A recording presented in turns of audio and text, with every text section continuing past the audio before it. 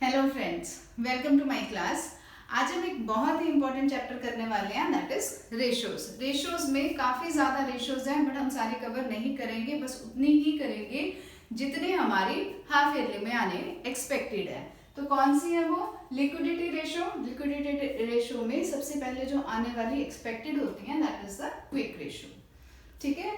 Then solvency ratios में debt equity ratio और interest coverage ratio ऐसी है जो कि आने के चांसेस ज़्यादा होते हैं। अब सारी रेशोज हम कवर करेंगे तो बहुत ज़्यादा टाइम लग जाएगा, और वैसे भी वो मैंने अपनी वीडियोस में डाल रखी हैं, तो आप वहाँ पे जाके चेक कर सकते हैं। बट हाफ ईयरली के लिए हम सिर्फ और सिर्फ वही रेशोज ले रहे हैं जो कि बहुत इंपॉर्टेंट रहती हैं।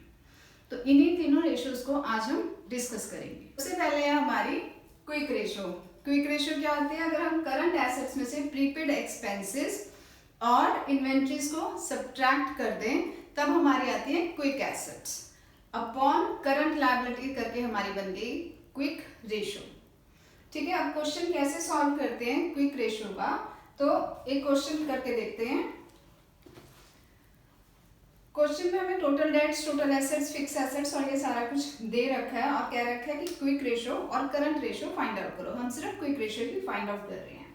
ठीक है। क्विक रेशो के लिए सबसे पहले हमें करंट एसेट्स का पता होना चाहिए, बट हमें दे रखी है टोटल एसेट्स। टोटल एसेट्स क्या होती हैं? टोटल एसेट्स होती हैं आपकी non current assets plus current assets. ठीक है।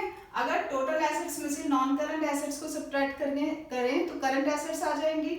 ठीक है। तो टोटल एसेट्स हमें दे रखी 16 लाख की, और नॉन करंट एसेट्स कितने दे रखी है? उसमें आ जाएगी आपकी फिक्स्ड एसेट 6 लाख की, नॉन करंट इन्वेस्टमेंट्स 1 लाख की, long term loans and advances 1 lakh के। ठीक है। तो टोटल हुआ 8 lakh. 8 lakh plus current assets, तो करंट एसेट्स की कितनी वैल्यू आई? 8 लाख। और हमें क्या निकालनी है? Quick assets. क्विक एसेट्स कैसे निकालेंगे? ये करंट एसेट्स में से 8 लाख में से, अब देखो आपको इन्वेंट्रीज भी दे रखे हैं 190 की और प्रीपेड एक्सपेंसेस भी दे रखे हैं। तो प्रीपेड एक्सपेंसेस और इन्वेंट्रीज को लेस करेंगे, that will amount to rupees 2 lakh. 190 plus 10,000। ठीक है। तो क्विक एसेट्स आई हमारी 6 लाख की। ठीक है जी, क्विक एसेट्स का पता लग गया। अब हम बात करते हैं हमारी करंट लायबिलिटीज की। करंट लायबिलिटीज के लिए हमें देखो टोटल डेट दे रखा है। टोटल डेट, टोटल डेट में क्या क्या आ जाता है? टोटल डेट में आती है आपकी long term dates plus current liabilities. ठीक है। लॉन्ग टर्म डेट्स दे रखी है, लॉन्ग टर्म डेट्स में आएंगे आपके लॉन्ग टर्म बोरिंग्स और लॉन्ग टर्म प्रोविजंस। ठीक है। तो टोटल डेट है आपकी 12 लाख की। टोटल डेट में long term borings 4 lakh, long term provisions 4 lakh, that means 8 lakh plus current liabilities. ठीक है। तो करंट लायबिलिटीज की वैल्यू निकल जाएगी 12 lakh minus 8 lakh. Current liabilities आपकी बनेगी 4 लाख की। ठीक है। तो क्विक एसेट्स भी आपको पता लगी, करंट एसेट्स भी पता, करंट लायबिलिटीज भी पता लगी, क्विक रेशो निकल जाएगी। क्विक रेशो का फॉर्मूला लगाएं, quick ratio is equal to quick assets है 6 लाख की, करंट लायबिलिटीज है आपकी 4 लाख की। तो अगर हम कटिंग करेंगे तो आएगा 1.5:1। ठीक है। इस हिसाब से करंट एसेट्स भी निकाल सकते हैं, करंट रेशो भी निकाल सकते हैं, क्योंकि करंट एसेट्स हमने पहले निकाल ली है। करंट रेशो का फॉर्मूला होता है current assets upon current liabilities. ठीक है। तो करंट एसेट्स निकाली हुई हैं, करंट लायबिलिटीज हमें मालूम है, हम करंट रेशो भी निकाल सकते हैं।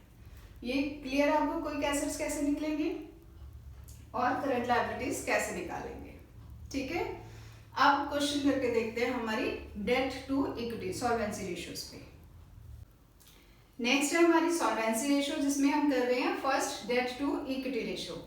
ये रेशो कैलकुलेट की जाती है to find out the long term financial position of the company, कि कितनी फाइनेंशियली साउंड है कंपनी, ये पता करने के लिए हम डेट अपॉन इक्विटी रेशो निकालते हैं। ठीक है। फॉर्मूला के हिसाब से हमारी रेशो बनती है, that is debt upon equity. इस केस में डेट का मतलब होता है लॉन्ग टर्म डेट्स, ठीक है। करंट लायबिलिटी से हम कंसर्न नहीं करते। तो डेट क्या हुई, long term borings plus long term provisions, ठीक है। अभी जब हमने क्विक एसेट्स निकाली है इसमें भी हमने ये किया है, या फिर हम टोटल डेट में से करंट लायबिलिटीज को लेस कर दे तब भी हमारी डेट आएगी। देन कहते हैं कैपिटल एम्प्लॉयड में से अगर हम इक्विटी को लेस कर दें तब भी हमारी डेट ही निकलती है। और इक्विटी निकालने का क्या फॉर्मूला है, इसके लिए थोड़ी सी बैलेंस शीट याद कर लो तो बहुत इजी हो जाता है। बैलेंस शीट कंपनी अकाउंट्स की है वर्टिकल फॉर्म में, बट मैंने दूसरी तरीके से लगाई है ताकि आपको थोड़ा इजी हो जाए इसे समझना। कैसे करते हैं, बैलेंस शीट में एसेट साइड पे नॉन करंट एसेट्स और करंट एसेट्स होती हैं, और लायबिलिटी साइड पे share holders fund, reserves and surpluses, non current liabilities and current liabilities, ठीक है। अब शेयर होल्डर्स फंड अगर हमने निकालना है, शेयर होल्डर फंड होता है share capital plus reserves and surpluses, ठीक है। शेयर होल्डर्स फंड में आएगा आपका share capital plus reserves and surpluses.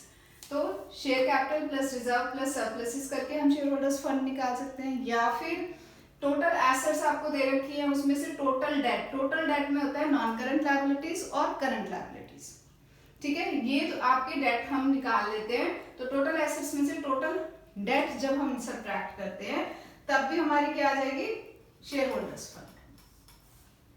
Clear है। या थर्ड हम कह देते हैं नॉन करंट एसेट्स और करंट एसेट्स को ऐड करें, उसमें से करंट लायबिलिटीज और नॉन करंट लायबिलिटीज को हम सब्ट्रैक्ट करें, सेम चीज है, तब भी हमें शेयर होल्डर्स फंड मिल जाएगा।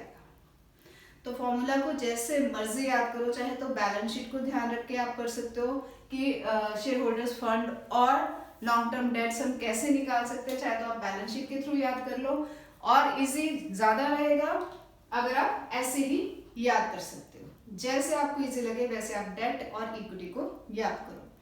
अब फॉर्मूला में हम वैल्यूज पुट करेंगे तो हमारा आंसर आ जाएगा, क्वेश्चन के थ्रू करते हैं तो और इजी हो जाएगा। अब जैसे हमें क्वेश्चन में कहते हैं from the following information compute debt to equity ratio, long term borrowings, long term provision, surplus, equity share capital और जनरल रिजर्व में गिवन है। तो हमारी रेशियो क्या है, डेट अपॉन इक्विटी। डेट कितनी हुई, डेट आपको दे रखी है long term borings and long term provisions 5 lakh और 1 लाख का, तो दैट मींस 6 लाख, ठीक है। और इक्विटी कैसे निकालेंगे, हम इक्विटी निकालेंगे, इक्विटी शेयर कैपिटल दे रखी है आपको 2 लाख की, जनरल रिजर्व ऐड कर देंगे 2 लाख के। अब एक चीज देखो, सरप्लसेस आपको डेबिट बैलेंस में दे रखा है, ठीक है, दैट मींस लॉस है, लेस 1 लाख, तो कितना बना 3 लाख। डेट इक्विटी रेशियो क्या बनी हमारी, डेट है हमारी 6 लाख की, इक्विटी आई है हमारी 3 लाख की, रेशियो बनी हमारी 2:1। क्लियर है डेट इक्विटी रेशियो। अब दूसरी हम करते हैं interest coverage ratio. Interest coverage ratio निकाली जाती है ये पता करने के लिए कि लॉन्ग टर्म डेट्स के ऊपर इंटरेस्ट देने के लिए प्रॉफिट्स कितने अवेलेबल हैं, ठीक है, कि एक कंपनी के पास प्रॉफिट्स कितने हैं कि वो अपने लॉन्ग टर्म डेट्स को पे ऑफ कर सकती है। तो इसलिए प्रॉफिट्स हम निकालते हैं बिफोर टैक्स एंड इंटरेस्ट, और हमारा फॉर्मूला क्या बनता है इंटरेस्ट कवरेज रेशियो का, profits before interest and tax upon interest on long term dates, ठीक है। क्वेश्चन करके देखते हैं। तो जैसे हमें क्वेश्चन कहता है from the following details obtained from the financial statements of GEV Limited calculate interest coverage ratio। इसमें हमें नेट प्रॉफिट आफ्टर टैक्स दे रखा है 1,20,000 का, 12% लॉन्ग टर्म डेट दे रखी है 20 लाख की, और टैक्स रेट दे रखा है आपको 40% का। That means net profit after tax, net profit after tax आपको दे रखा है 1,20,000 का, ठीक है। ये आफ्टर, और हमें क्या चाहिए, हमें चाहिए बिफोर टैक्स, और टैक्स रेट कितना है आपका 40%, ठीक है। तो अब हमने निकाला है नेट प्रॉफिट बिफोर टैक्स। कैसे निकालेंगे, 1,20,000 अपॉन 60 इंटू 100 करेंगे, ठीक है।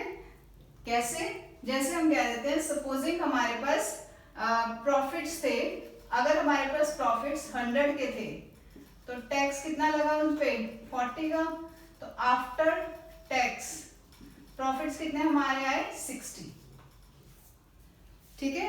तो अगर आफ्टर टैक्स 60 है तो बिफोर टैक्स कितने थे 100, उसी हिसाब से हमने निकाला नेट प्रॉफिट बिफोर टैक्स कितना आएगा 1,20,000 अपॉन 60 इंटू 100, तो कितना बना, ये बना 2 लाख।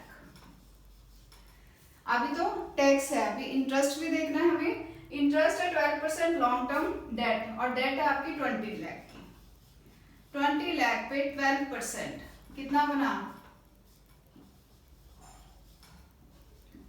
2,40,000 का आपका इंटरेस्ट है, ठीक है। 20 लाख की डेट थी 12% का रेट ऑफ इंटरेस्ट है, तो इंटरेस्ट कितना बना 24 लाख का। तो नेट प्रॉफिट बिफोर टैक्स तो 2 लाख है, and net profit before tax and interest कितना बना 2,40,000, इसमें ऐड कर दूं बनेगा 4,40,000।